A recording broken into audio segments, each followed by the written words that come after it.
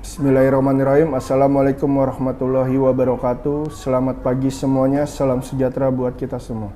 Perkenalkan, nama saya Fajar Ciputra Daengbani. Saya salah satu dosen di Politeknik APP Jakarta, Kementerian Perindustrian, di program studi Perdagangan Internasional Wilayah ASEAN dan RRT. Pada kesempatan kali ini, saya akan menjelaskan salah satu tridharma perguruan tinggi yang saya laksanakan adalah pengajaran, di mana saya mengajar mata kuliah dasar industri 4.0. Mata kuliah dasar industri 4.0 yang saya pilih pada video kali ini bertujuan untuk membekali mahasiswa-mahasiswa dengan kompetensi mengenai konsep dasar industri 4.0 seperti Internet of Things, robot otonom, sistem integrasi vertikal dan horizontal, komputasi awan, analisis big data, simulation, kecerdasan buatan, keamanan cyber, dan yang terakhir manufaktur adiktif. Pada mata kuliah dasar industri 4.0, terdapat 5 capaian pembelajaran atau biasa disebut CPNK. Yang pertama, bekerja sama dan memiliki kepekaan sosial serta kepedulian terhadap masyarakat dan lingkungan.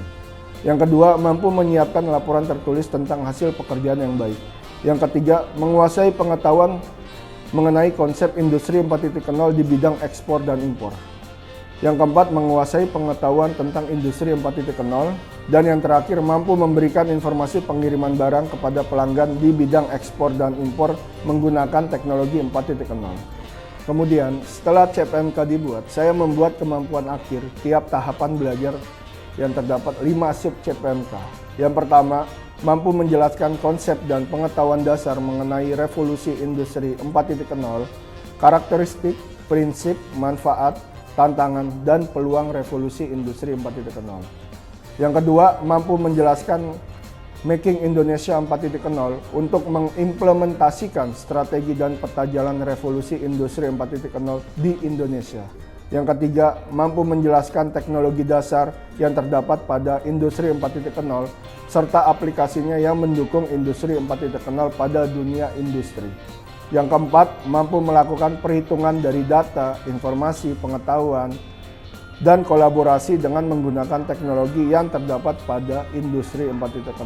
Dan yang terakhir, mampu menganalisis hasil perhitungan dari data, informasi, pengetahuan, dan kolaborasi dengan menggunakan teknologi yang terdapat pada industri 4.0 untuk kebutuhan organisasi masa depan pada industri.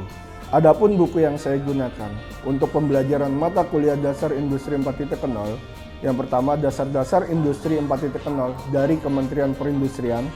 Yang kedua, penerbit Widina, di mana ada 3 buku. Yang pertama, Artificial Intelligence Generatif dan Mutu Pendidikan, Data Lake, Sistem Basis Data, Smart System, dan Smart Decision. Penilaian mata kuliah Dasar Industri 4.0 terdapat 3 bobot penilaian. Yang pertama adalah tugas, UTS, dan UAS, di mana tugas terdapat 35% dari nilai individu dan nilai kelompok. Kemudian UTS 30% dari nilai individu dan UAS yaitu 35% dari nilai individu. Selanjutnya saya akan menampilkan video pembelajaran mata kuliah dasar industri 4.0. Selamat menyaksikan. Oke, selamat sore semuanya. Assalamualaikum warahmatullahi wabarakatuh. Waalaikumsalam.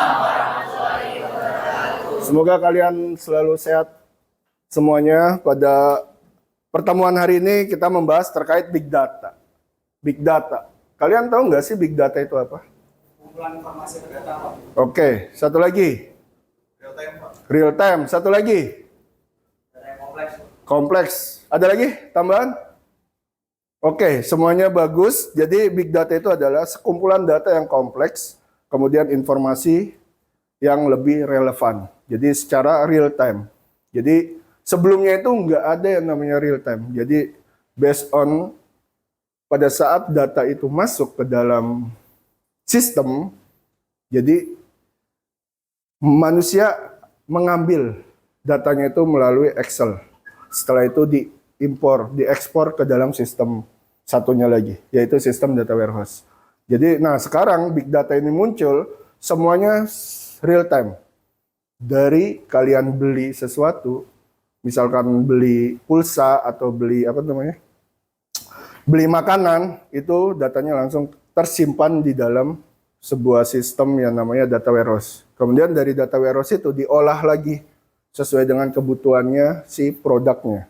Misalkan kalian pergi ke daerah mana, mall.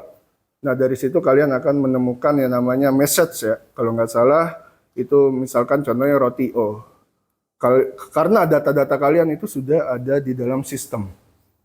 Jadi roti O, Starbucks atau misalkan kopi-kopi yang lain itu akan memberikan promosi kepada kalian berupa message. Nah dari situ dilihat adalah behavior, perilaku kalian pada saat si Kevin ke Pondok Indah. Di Pondok Indah itu ada produk apa? Misalkan roti O, Starbucks, kemudian Dunkin Donut. Nah setelah itu Kevin itu mendapatkan yang namanya message. Message itu dilihat dari lokasi, dari handphone kalian. Pada saat handphone kalian itu masuk ke dalam internet, dari situlah proses big data diolah. Seperti itu. Nah, di sini menurut ahli, data itu apa sih? Ada yang tahu nggak data itu apa? Informasi, Pak. Informasi, korek. Jadi data itu adalah informasi. Udah enough, nggak perlu tahu data. Apa gitu informasi ya data. Kalau nggak ada informasi, nggak ada data. Jadi menurut Bernard 2012, itu data itu adalah fakta kasar mengenai orang, tempat, kejadian, dan sesuatu yang penting diorganisasikan. Jadi melihat dari orang, misalkan Kevin pakai baju hitam, dalemannya putih, itu masuk data atau informasi? Informasi. Kemudian dikumpulkan informasinya berupa data. Jadi bisa diputar-putar. Kemudian ditarik kesimpulan adalah sekumpulan data atau angka dan dapat diolah menjadi informasi yang berguna. Oke. Lanjut fungsi data di sini untuk membuat keputusan. Benar, making decision. Kalau nggak ada informasi, high level management bisa nggak mengambil keputusan? Nggak bisa. Bisa nggak dia tiba-tiba langsung memberikan ke middle manajemennya tanpa ada data? Nggak dong. Jadi harus berupa data. Data itu diolah banyak teknologinya. Bisa menggunakan Excel. Bisa menggunakan database. Dihasilkan sebuah grafik. Nah, kemudian sebagai dasar suatu perencanaan, benar. Kemudian sebagai alat pengendali terhadap pelaksanaan dan atau implementasi suatu aktivitas. Kemudian sebagai dasar evaluasi terhadap suatu kegiatan. Ini adalah fungsi datanya. Kemudian kualitas datanya yang penting akurat, valid, reliable, handal, up to date yang tadi disampaikan adalah real time, kemudian rahasia. Kemudian pengertian big data itu volume data yang besar, baik data yang terstruktur maupun data yang tidak terstruktur. Itu menurut Permana 2016. Kita bahas data struktur. Data struktur dan unstructured itu data yang apa? Ada yang tahu? Struktur? Struktur itu contohnya Excel, spreadsheet. Oke. Jadi spreadsheet bisa ada kolom sama row. Row itu baris, kolom itu jarak. Kalau di Excel itu ada AB ya, ABCD itu. Itu adalah kolom. Unstructured atau yang tidak terstruktur itu contohnya apa?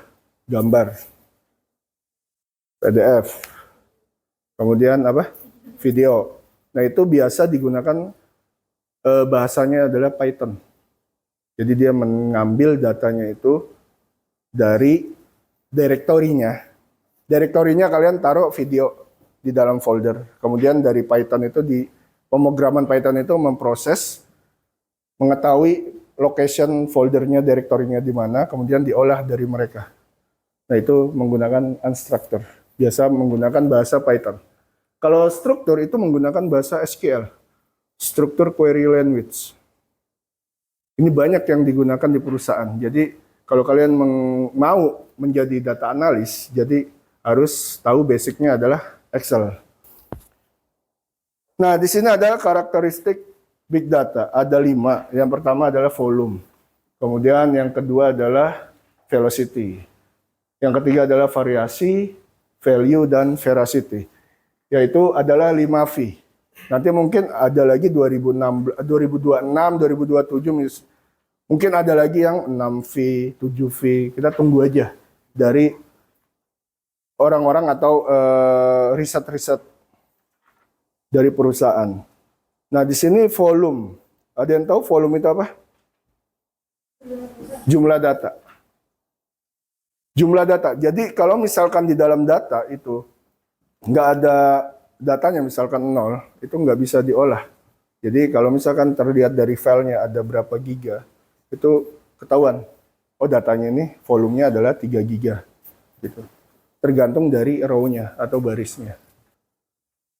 Oke, lanjut velocity, kemudian variasi. Variasi itu adalah tipe data yang tadi saya sampaikan. Ada struktur sama unstruktur. Jadi ada yang spreadsheet kayak Excel, ada yang unstruktur kayak PDF, gambar. Nah, seperti itu. Kemudian veracity itu adalah kualitas dan availability of the data. Jadi ketersediaan datanya ini dapat dipercayalah. Kalau misalkan nggak akurat, berarti itu datanya hoax. Nah, hati-hati kalian kalau misalkan menemukan data-data yang hoax, jangan disebarkan gitu. Kemudian value, nilai. Otomatis, pasti semua data atau informasi itu harus punya nilai. Nah, kira-kira ada pertanyaan? Oke, silakan, Pascal. Pak, saya penasaran Pak. Lalu penerapan big data ini dalam kegiatan ekspor-impor di mana ya? Sekarang sedang kita bicara tentang kegiatan ekspor-impor. Oke, jadi di dalam big data karena di sini adalah prodi perdagangan internasional, saya sisipkan teknologinya lebih mengarah ke proses ekspor impor. Jadi secara end to end, kalau bahasanya IT, end to end itu adalah proses dari hulu ke hilir. Kalau dari hulu kita bicara yang namanya logistik, pengiriman barang. Kita bicara logistik itu luas, tapi kita ambil sisinya itu adalah pengiriman barang atau delivery lah. Kalau di dalam inbound till outbound. Nah, kita ambilnya outbound aja karena kalau inbound itu lebih mengarah ke manufaktur. Kita ke outbound. Outbound itu adalah pengiriman. Kita ambil contoh kayak ekspor impor. Ekspor impor itu kalau misalkan di perusahaan FF, freight forwarder, dia sudah menggunakan big data. Big datanya itu seperti apa? Pada saat produknya itu dikirim, dia punya yang namanya kode billing. Kalau bisa dikatakan kode billing atau kode produknya itu dimasukkan ke dalam satu sistem. Nah, pada saat barangnya itu ke peti kemas, dia bisa men-tracking. Dari mana? Dari barcode. Nah, pada saat di peti kemas itu, misalnya FF, dia punya perusahaan, dia punya TPS, tempat penimbunan sementara. Nah, tempat penimbunan sementara, kontainernya itu di barcode. Di apa? Di scan, mengeluarkan informasi. Nah, informasinya itu secara real time masuk ke dalam sistemnya server. Nah, setelah itu, masuk ke kapal, berlayar menuju tujuannya. Tujuannya di katakanlah Cina. Nah, pasti dari situ itu akan ada proses big data. Jadi dia mengambil satu satelit, kalau nggak salah ada satu teknologi maritim. Jadi dia mengambil titik posisi koordinatnya. Oh, kapalnya ini masih di daerah Singapura. Oh, kapalnya ini sudah menuju melewati India atau Cina ke atas ya, bukan India ke kiri ya. Jadi dia bisa langsung lewat perairan Jepang atau seperti apa. Nah, itu bisa kedetek dari servernya. Jadi big data itu sudah digunakan oleh forwarder untuk mengecek atau men-tracking barangnya sudah sampai ke tujuan. Kalau misalkan ada kecelakaan atau apa, nah itu tergantung dari FF-nya. Apakah dia pakai asuransi? Kan ada tuh. Kalau misalkan di barangnya itu masuk Pakai asuransi apa? In terms. Nah, atau enggak dia pakai asuransi apa gitu. Misalkan, oh peti kemasnya tenggelam apa segala macam. Seperti itu. Oke. Jadi di dalam ekspor impor, di dalam perdagangan atau di dalam freight forwarder itu sudah ada implementasi dari big data. OLAP itu adalah online analytic processing. Kemudian file CSV, kemudian data transaksi, kemudian sederhana. Lanjut unstruktur, nah yang tadi disampaikan adalah teks, PDF, gambar, dan video. Di dalam 101 ini, ada yang tahu ini bahasa apa? Binary. Ini bahasa yang biasa digunakan dulunya, itu bahasa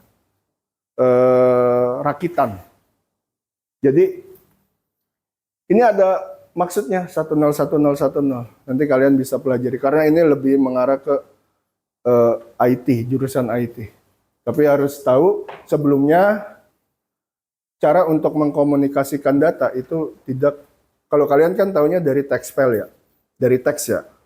Nah kalau dulu itu pakai 1010 kemudian di-encryptkan menjadi sebuah huruf atau sebuah angka. Oke. Nah di sini ada manfaat big data, meningkatkan kualitas para pesaing. Kemudian teknik yang inovatif, penghematan biaya, jumlah data, peningkatan kebutuhan, dan peningkatan kebutuhan analitik. Oke, ada pertanyaan? Oke. Sebelum munculnya big data ini, perusahaan-perusahaan itu mengolah datanya menggunakan apa ya? Oke, sebelum big data ini, bagus pertanyaan. Sebelum big data ini muncul, ada proses pengolahannya menggunakan report atau laporan spooling. Jadi kalau bahasanya itu, datanya itu diolah menggunakan FTP, File Transfer Protocol. Jadi dari FTP ini IT, lebih ke IT sih. Jadi dulu saya sebelum ada data warehouse atau big data, dulu saya ambil datanya itu dari server, directory. Directory itu folder ya. Folder, dia punya rumah, kemudian dia punya file-file apa saja, misalkan data transaksi, data apa. Nah kalau yang sekarang, data itu langsung masuk ke dalam sistem data warehouse sampai ke big data. Kalau dulu itu harus menggunakan cron-tab. Cron-tab itu bahasa dari Unix. Unix itu Linux ya. Unix, Unix. Jadi dari cron-tabs itu saya buat pemrograman untuk mengambil datanya itu menggunakan FTP. Dari situ saya masukkan ke dalam sistem. Nah dari sistem itu diolah lagi. Setelah diolah lagi, banyak apakah dia masuk ke database sebelumnya adalah database staging atau database data warehouse. Jadi lebih kompleks lagi. Ada 4-5 tahapan. Jadi menggunakan report spooling kalau bahasa itunya. Tapi kalau sekarang itu menggunakan data warehouse. Ada proses yang namanya ETL. ETL itu adalah extract, transform, load. Jadi mengekstrakkan datanya dulu. Misalkan datanya, contohnya si Pascal, kemudian ada tipe datanya, misalkan umurnya berapa Pascal? 21, Pascal 21. Kemudian alamatnya di mana? Penggilingan jalan, titik. Nah itu bahaya kalau di dalam big data. Makanya pada saat data itu udah muncul, di dalam front end, sistem dari hulunya, dari depannya nih. Kemudian dia masuk ke dalam data warehouse dulu.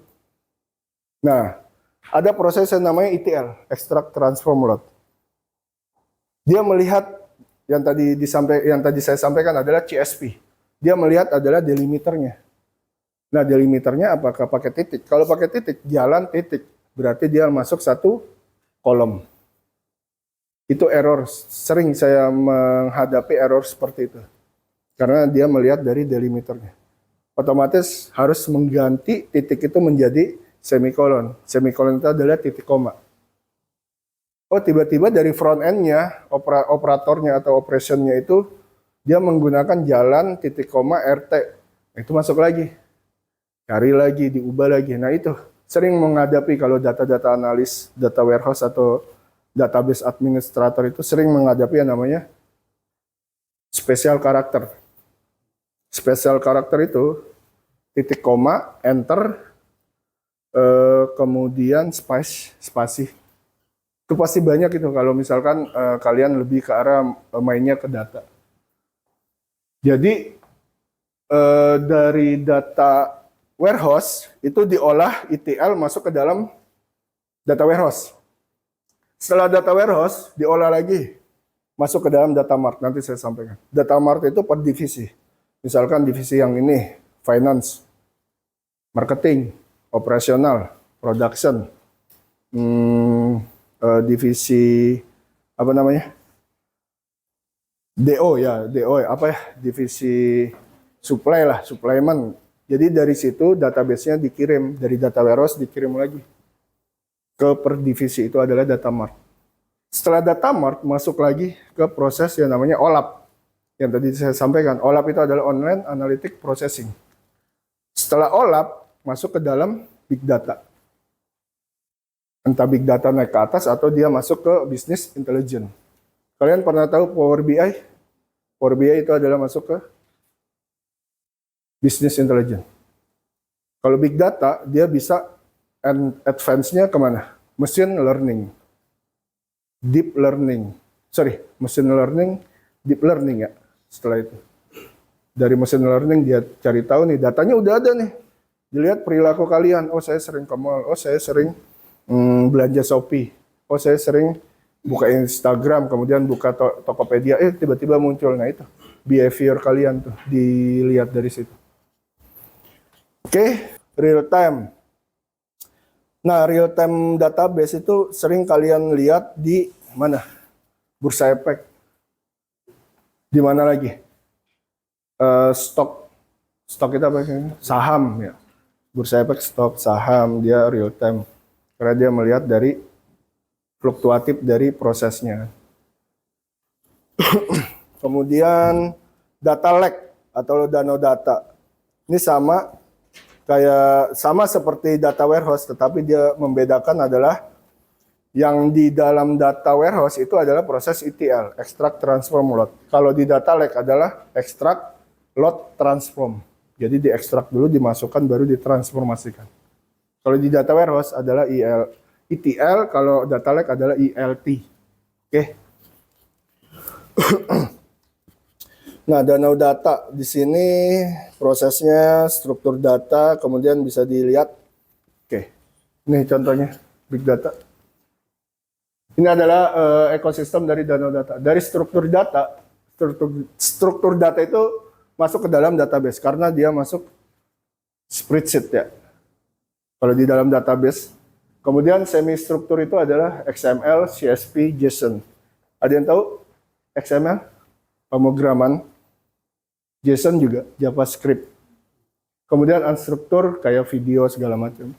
Ini adalah source datanya. Kemudian dilakukan adalah batch workload. Kemudian lanjut ke transform nih. Jadi extract, load, transform. ELT jatuhnya. Kemudian masuk ke dalam visualisasi. Itu masuk ke dalam danau data. Nah, di sini yang membedakan data warehouse. Nih. Ini adalah data source. Kalau data warehouse kebanyakan menggunakan spreadsheet atau CSV yang sudah terstruktur. Kalau unstruktur dia nggak bisa. Kalau unstruktur lebih ke data lake. Itu aja yang membedakan. Kalau data warehouse, dia dari data source, kemudian yang tadi saya sampaikan adalah proses ETL. Setelah itu masuk ke dalam proses enterprise data warehouse atau database. Kemudian setelah itu baru dibagi sesuai dengan kebutuhannya ke data mart. Setelah itu diolah sampai ke mana? Ke user. Ini user nih. Ada OLAP dashboard, ada data text mining, ada rutin business reporting, dan custom bulk application. Ada pertanyaan? Oke. Sebelumnya Bapak sempat menyinggung soal data warehouse. Ya. Apakah data warehouse itu termasuk ataupun bisa dapat dikatakan satu kesatuan dengan big data? Oke. Satu kesatuan, benar. Jadi sebelum big data, yang tadi kan ini urutannya dari big data, data warehouse. Jadi dari data warehouse, big data. Kalau nggak ada data warehouse, itu nggak bisa ada yang namanya proses big datanya. Jadi satu kesatuan dia. Setelah proses ini, biasanya dari enterprise data warehouse, dari sini, dia naik ke atas. Naik ke atas itu masuk ke dalam satu sistem lagi. Pernah tahu nggak ada aplikasi yang menggunakan big data? Kalau nggak salah itu Spark. Pernah tahu nggak Spark? Spark, Hybase, kayak gitu, Impala. Nah itu banyak yang menggunakan big data karena dia open source. Sama, datanya itu dikirim lagi dari data warehouse menggunakan sistem apa? ETL. Tapi di dalam situ, di dalam satu database yang tadi saya sampaikan, kemudian diolah lagi perilaku-perilaku dari kalian seperti apa. Jadi satu kesatuan, nggak ada data warehouse, berarti nggak ada big data. Ada big data, nggak ada data warehouse, itu nggak akan terproses.